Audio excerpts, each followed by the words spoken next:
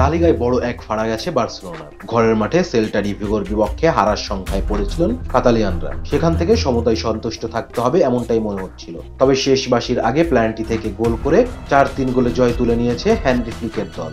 এতেই লা লিগার কর্তৃত্ব শক্ত হাতেই ধরে রেখেছেন রাফিনহো ইয়ামালরা।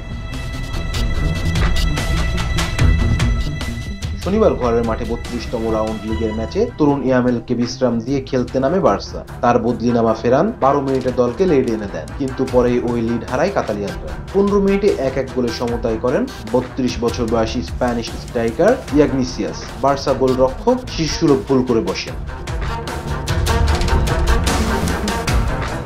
দ্বিতীয়ার্ধে তিনি পরপর 2 গোল করে সেটাকে 3-1 গোলে লিড এনে দেন। ইগনিসিয়াস 52 ও 62 মিনিটে বার্সার জালে বল পাঠিয়ে দেন। যদিও 64 মিনিটে রাফিনের বাড়ানো বলে গোল করে 3-2 গোলের ব্যবধানে দলকে ম্যাচে ফিরিয়ে দেন আলমো। পরে রাফিনিও গোল করে ব্যবধান 3-3 করে ফেলেন।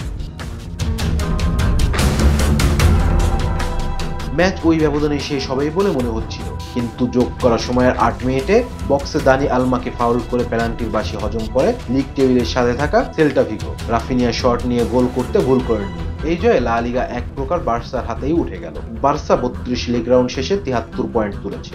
এক ম্যাচ কম খেলে রিয়াল মাদ্রিদের পয়েন্ট 66। সেল্টার বিপক্ষে ম্যাচে বার্সা হারলে শিরোপার লড়াই পিছিয়ে যেত। সমতায় শেষ হলে 11 এপ্রিল এল ক্লাসিকো হতে পারত শিরোপা নির্ধারণ match. Rejuan Islam, B Sports. Please subscribe our channel to get more information about Cricket World.